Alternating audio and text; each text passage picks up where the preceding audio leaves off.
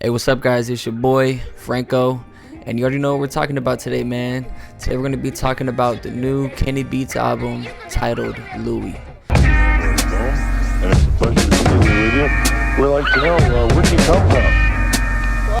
So, what I got for you guys today, man, is of course I got my top 3 tracks, favorite songs that's on the album, and I got some notes that I'm gonna pull up.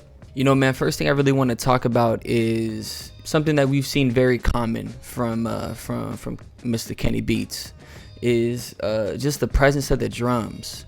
You know what I'm saying? Like just where they sit in the mix. You know how they sound it sounds so natural and like very like in your face without being too in your face about it. But and just the swing of the drums, everything just sounds very natural, fluid. It sounds very dynamic. Everything sounds very smooth, man. Like the drums sound amazing. Another thing I want to talk about too, man, is we even hear it a lot today. A lot of people in the industry, whatever, want to talk about how sampling is dead, or how at this point it's just copying and there's no more creativity left in it. Man, here we go again. Here's another artist producer that drops another sample based project. We just seen this a couple months back with Russ, and we seen the type of numbers that got. So it's still very obvious that sampling is such a cornerstone in especially hip hop music, But so yeah, man, here we go. Another guy like Kenny Beats that's bringing this up again, and when we see a project like this, like this is something that's very unique. This is something that's like reminiscent of like a J Dilla Donuts. This is very influenced by J Dilla. You could tell just by the the vocal chops, the vocal chants, the sample chops. You could say the drum choice. Stuff like that is very influenced by J Dilla, but it of course is being dropped in present times, modern day. So I mean, and when we see projects like this, it really sets the tone, in my opinion, for the type of music that is to be released, especially when it's like I previously mentioned, it's by somebody who's at the top of their game right now. Somebody who's been at the top of their game for some time now, and then they go into do a project like this and it sounds sonically amazing. I think it really sets the bar for producers, man, and I think we really need that right now. We really need some real music that people can connect with, and it brings me to my next topic, man, is the replay value of this album. The replay value of this album is insane. I think this is the type of album you could turn on any of these songs and really just vibe out. And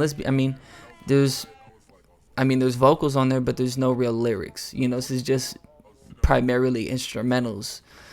So it's amazing, man. The replay value of this is insane. So I wouldn't be shocked if we see somebody else follow in the footsteps of this project. I think it would be interesting. The visualizers. So yeah, really want to talk about the visualizers, man. I feel like it's a very big part of the projects these days. If you're gonna release a project, it's got to have some type of visual. It's got to have a video. It's got to have something. I love what he did with the visualizers. I thought it was very unique. It fit the project. Project being very unique, and I thought everything about the project was very cohesive. Nothing felt out of place. Nothing felt like it didn't fit. Everything was very cohesive. If it came together like glue. But yeah, so very impressed with the visuals, man. Yeah, and he mixed it up on some. It wasn't just the same thing, for all of them. It wasn't just the same thing. So he mixed it up on some. I thought it was really dope, man. Again, it adds dynamic to a project. It just makes it more and more interesting.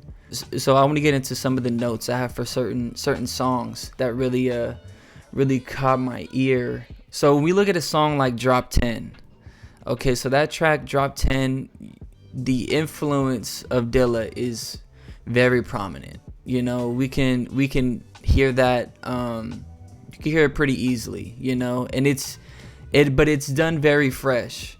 You know, I think, of course, what he did with the samples that he chose to chop up and put into this track is definitely very reminiscent of a J Dilla, man. I thought it was amazing. I thought what he did with Drop 10 was outstanding. You know, I thought the two samples he put together, it just comes together like glue, man. It goes back to what I was saying, it's just the cohesiveness of the project. Nothing felt out of place. Everything felt like it was supposed to be there, and it was done very well, and it sounds great. Another thing about Drop 10 is what I wanted to point out was the change up that happens is something else.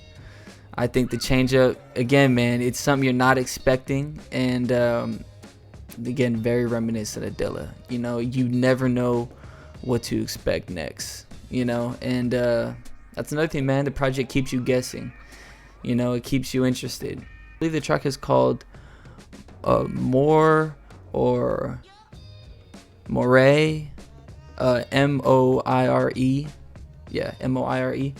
That one has another switch up, man, that is just insane. You know, I think what he did with those chops is outstanding, man. It's really dope. All right, so here we go, man. I got my top 3 tracks for the new Kenny Beats album titled Louie. Here we go. I'm gonna get right into it right now, man. So top 3, number 1, I'm gonna go really.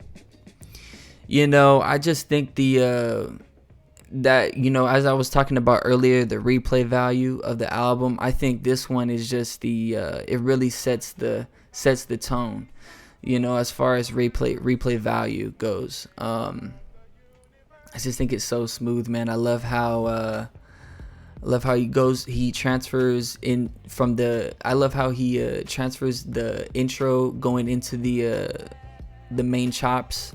The hook is amazing, man. I thought that was really dope. Now we're going on to number 2, which is Eternal. Eternal, man, that was one that when I heard it, it was instant for me. I was like, wow, this sounds amazing. You know, that was one. For me, it was so close, man. 1 and 2 between Really and Eternal. Yeah, it was close. It was really close for all 3, man. I mean, every track on the album is really amazing. But yeah, man, for me, Eternal goes number 2. I love the way the drums sound on it. It sounds amazing. And then number 3, I got Drop 10, which, you know, again, any of these 3 could have been number 1. It's so tough to really peg one on it, but yeah, man, so there's my top 3. Okay, so yeah, man, that was my review of the Kenny Beats album titled Louie. It's your boy Franco, and thank you for tuning in.